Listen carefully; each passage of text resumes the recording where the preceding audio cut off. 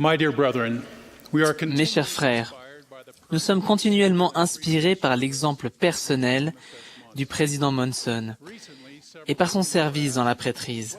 Récemment, on a demandé à plusieurs diacres ce qu'ils admiraient le plus chez le président Monson.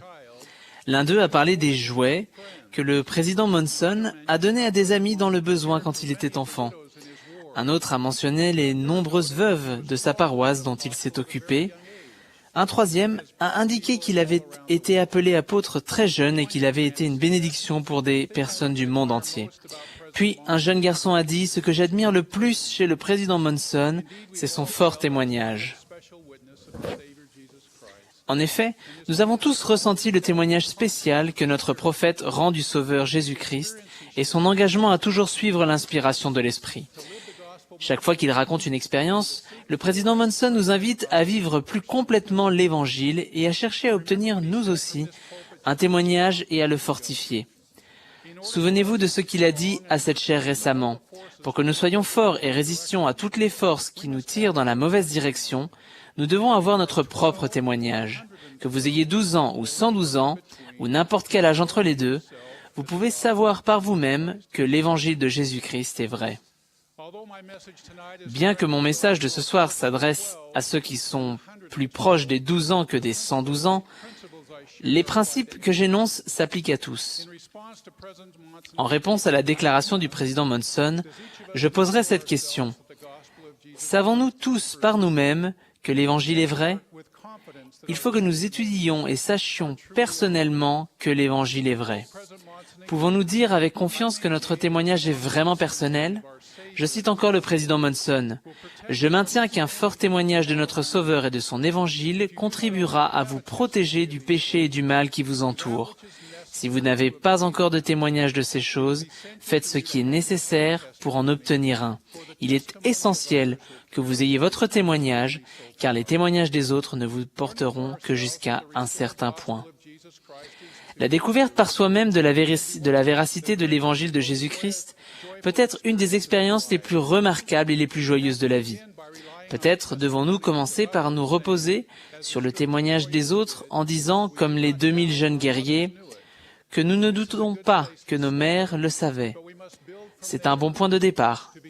Mais nous ne devons pas nous arrêter là. Pour vivre l'Évangile sans faiblir, le plus important est de recevoir son propre témoignage et de le fortifier. Nous devons être capables de dire comme Alma, « Je sais ces choses par moi-même. »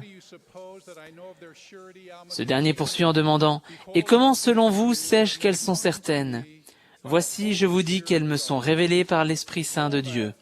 Voici, j'ai jeûné et prié de nombreux jours afin de connaître ces choses par moi-même. Et maintenant, je sais par moi-même qu'elles sont vraies. » Tout comme Alma, Néphi a appris ces choses par lui-même.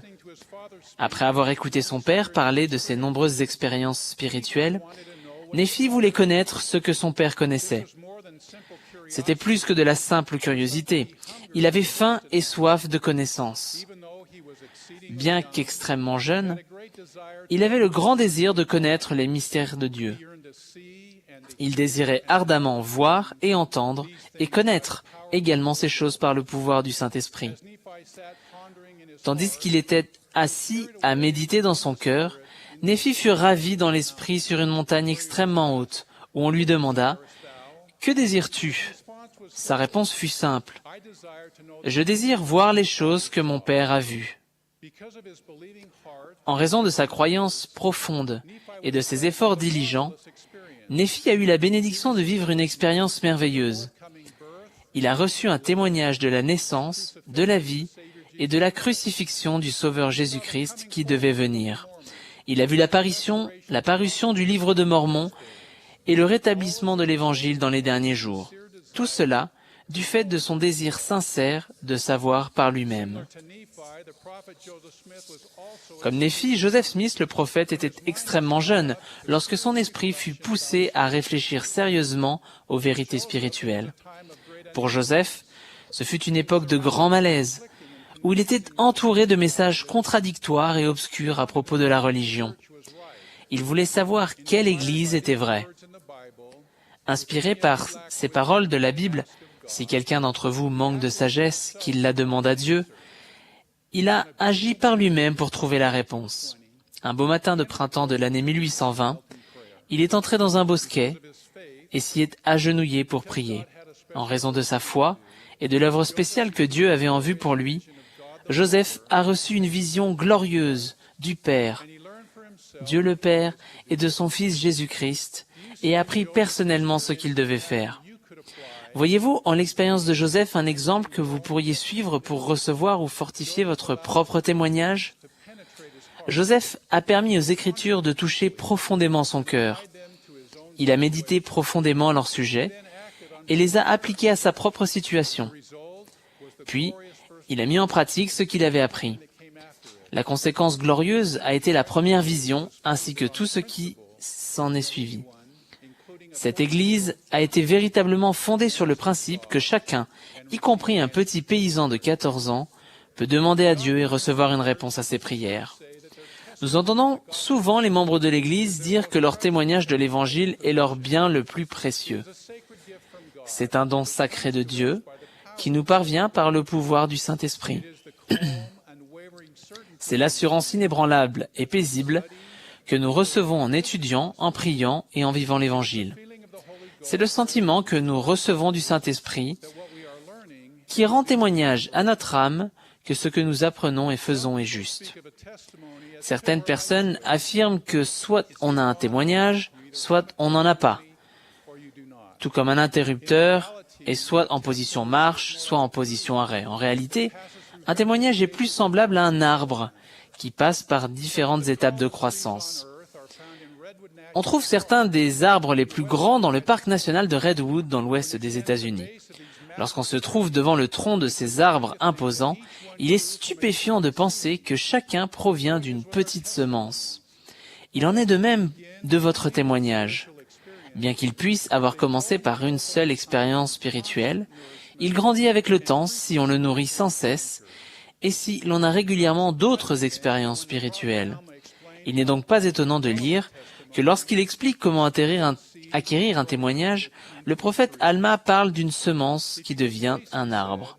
Il déclare « Si vous faites de la place pour qu'une semence puisse être plantée dans votre cœur, voici, si c'est une vraie semence ou une bonne semence, si vous ne la chassez pas par votre incrédulité, elle commencera à gonfler dans votre sein. Et lorsque vous sentirez ces mouvements de gonflement, vous commencerez à dire en vous-même « Il faut nécessairement que ce soit une bonne semence » ou que la parole soit bonne, car elle commence à m'épanouir l'âme. Oui, elle commence à m'éclairer l'intelligence et elle commence à m'être délicieuse. Un témoignage commence souvent de cette manière, par des sentiments sacrés qui nous éclairent et nous donnent une assurance et qui nous prouvent que la parole de Dieu est vraie. Cependant, bien qu'ils soient merveilleux, ces sentiments ne sont qu'un début. Vous n'avez pas achevé votre travail qui consiste à faire grandir votre témoignage, tout comme on ne s'arrête pas à la première pousse qui sort du sol quand on s'efforce de faire pousser un séquoia. Si nous ne tenons pas compte de ces premières inspirations spirituelles et les négligeons, si nous ne les nourrissons pas en continuant à étudier les Écritures, en priant et en recherchant d'autres expériences spirituelles, nos sentiments s'estomperont et notre témoignage diminuera. Comme le dit Alma, si vous négligez l'arbre et n'accordez aucune pensée à sa nourriture, voici, il ne prendra pas racine. Et lorsque la chaleur du soleil viendra et le brûlera, parce qu'il n'a pas de racine, il se desséchera et vous l'arracherez et le rejetterez. Dans la plupart des cas, notre témoignage grandira comme un arbre, progressivement, presque imperceptiblement, sous l'effet de nos efforts diligents et de nos soins constants. Alma promet « Mais si vous nourrissez la parole, oui, nourrissez l'arbre lorsqu'il commence à pousser, par votre foi, et avec grande diligence et avec patience, attendant d'en avoir le fruit, il prendra racine, et voici, ce sera un arbre jaillissant jusque dans la vie éternelle. » Mon propre témoignage a pris naissance lorsque j'ai étudié les enseignements que l'on trouve dans le livre de Mormon et médité à leur sujet. Lorsque je me suis agenouillé pour demander humblement à Dieu en prière, le Saint-Esprit a témoigné à mon âme que ce que je lisais était vrai.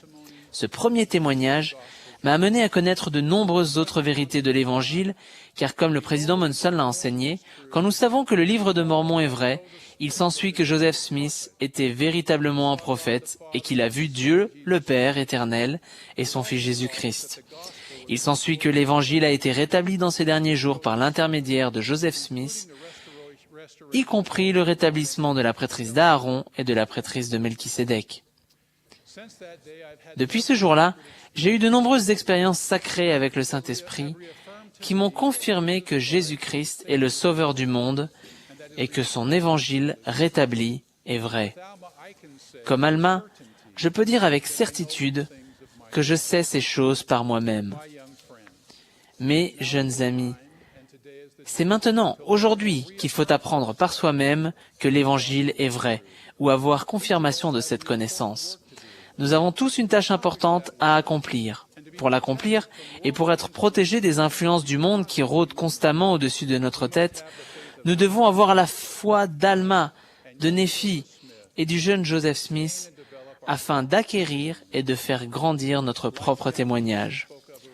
Comme le jeune diacre que j'ai mentionné plus tôt, j'admire le président Monson pour son témoignage. Il est semblable à un séquoia géant et pourtant, il a fallu que ce témoignage grandisse avec le temps. Nous pouvons savoir par nous-mêmes, tout comme le président Monson, que Jésus-Christ est notre Sauveur et le Rédempteur du monde, que Joseph Smith est le prophète du rétablissement, y compris du rétablissement de la prêtrise de Dieu. Nous détenons cette prêtrise. Je prie humblement pour que nous apprenions ces choses et les connaissions par nous-mêmes, au nom de Jésus-Christ. Amen.